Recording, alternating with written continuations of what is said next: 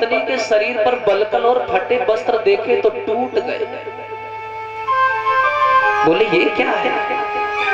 एक बच्चे के लिए तुमने अपनी ये स्थिति बना ली। अभी भी समय है, अभी भी अगर तुम मना कर दो तो मैं सुरुचि को उसकी ससुराल भेज दूं। अभी भी मैं इस विवाह को खंडित कर सकता हूं।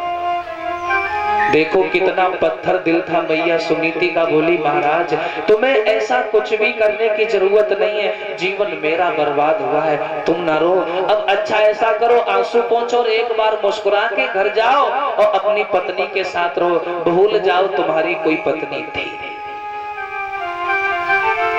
उत्तानपाद बोले तुम्हें कैसे भूल जाऊं जो जीवन भर तुमने मेरा साथ निभाया।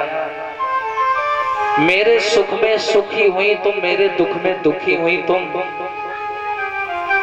आज इतनी बड़ी खुशी देकर के स्वयं को इतने बड़े जंजाल में फंसा के जा रही हो, कैसे तुम्हें भूल जाऊं। धन्य है ऐसी नारी को जिसने पति की खुशी के लिए कुछ नहीं देखा संसार में। न मान, न सम्मान, न इज्जत, न धन, न दौलत, न सुख, न ऐश्वर्य, कुछ भी नहीं देखा। वहां से जब नंगे पैरों खेतों की तरफ चल पड़ी तो उत्तानपाद फटी फटी आंखों से देख रहे हैं। जो दासियां हैं ना महारानी सुनीति की सखियां, वो भी खड़ी खड़ी देख रही हैं। झरने की भांति आंसू गिर रहे हैं। देख रहे हैं बाजी वाह ये सब हो क्या रहा है। हमारी महारानी हमारी आंखों के सामने से जा रही, हम कुछ नहीं कर पा रहे। महारानी सुनीति वहां से चली, खेतों पे आई। मन में एक विचार है कि मैं तो तकलीफ में जी रही हूं, जी लूंगी, कम से कम मेरा पति तो सुखी है। कितने शब्द बोले उस नारी के बारे में, जुबान भी कम पड़ जाती है।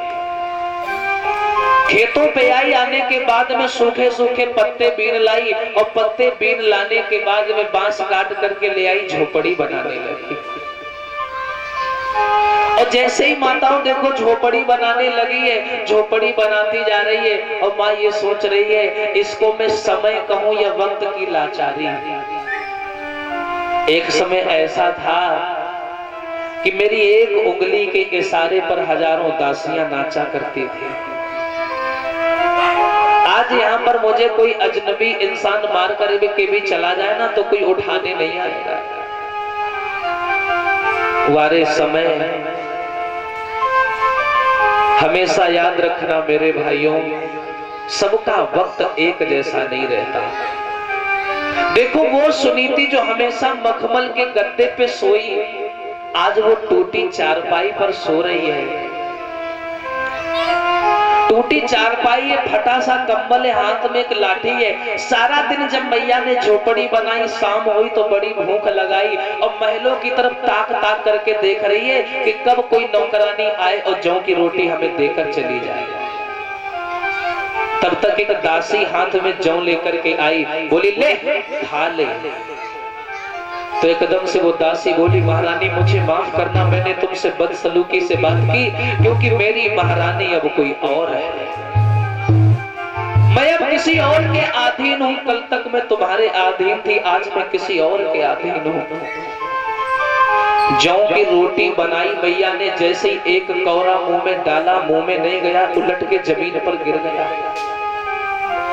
जिसने कभी कोई बुरा व्यंजन न खाया हो, अचानक से उल्टा सीधा खाने को मिल जाए, कैसे खाएगा। वारे